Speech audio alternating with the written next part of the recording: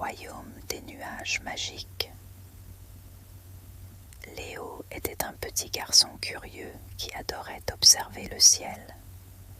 Chaque jour, il s'allongeait dans l'herbe et imaginait des formes dans les nuages.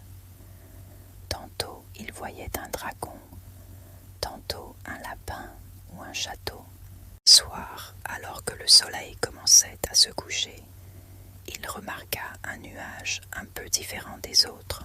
Il était plus bas, plus rond, et il semblait bouger tout seul.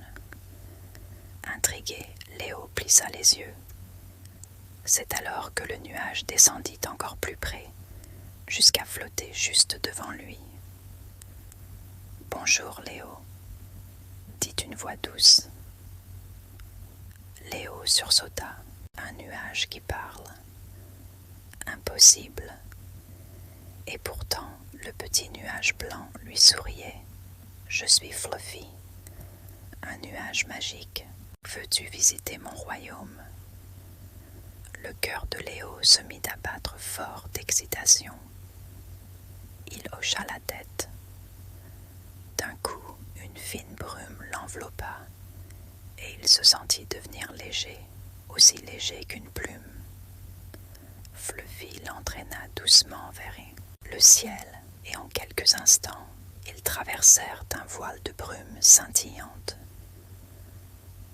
Léo ouvrit grand les yeux. Devant lui s'étendait un royaume merveilleux.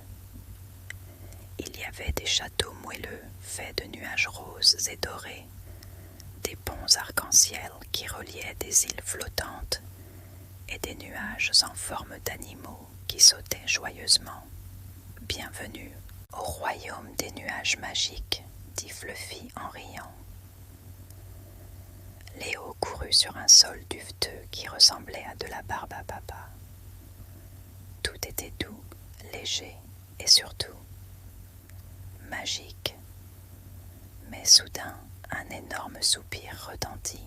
Léo tourna la tête et vit un grand nuage gris assis tristement sur une colline cotonneuse. « C'est grand cumulus », expliqua Fluffy.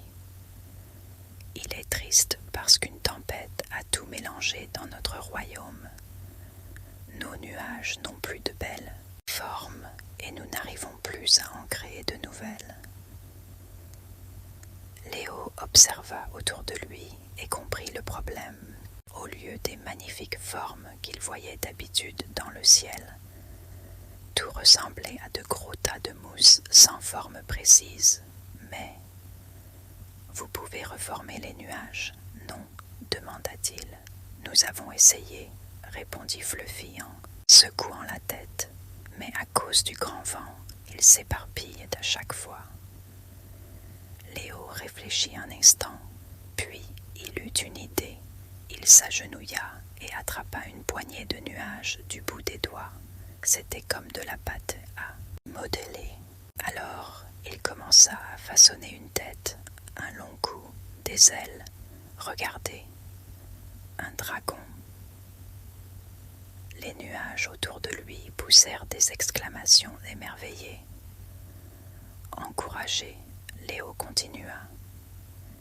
Il sculpta un poisson géant, un château avec des tours pointues et même un éléphant avec une trompe immense.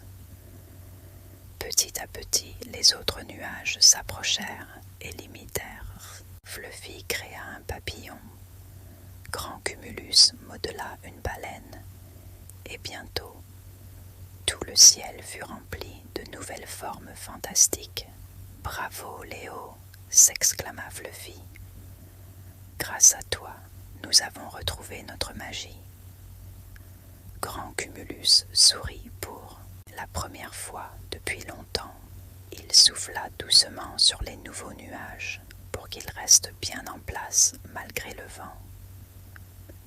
Maintenant, les enfants de la terre pourront de nouveau rêver en regardant les nuages, dit-il d'une voix profonde. Léo était ravi. Il venait d'aider tout un royaume, mais il sentit soudain une légère brise l'entourer. « Il est temps de rentrer », lui chuchota Fluffy. Léo sentit son corps redevenir plus lourd. Tout doucement, il redescendit à travers la brume et se retrouva allongé dans l'herbe, exactement là où il était au départ. Avait-il rêvé? Il leva les yeux et aperçut un énorme nuage en forme de cœur flottant au-dessus de lui. Il était certain que c'était un message de ses nouveaux amis. Désormais, chaque fois qu'il regardait le ciel, Léo savait qu'un monde magique flottait juste au-dessus de sa tête.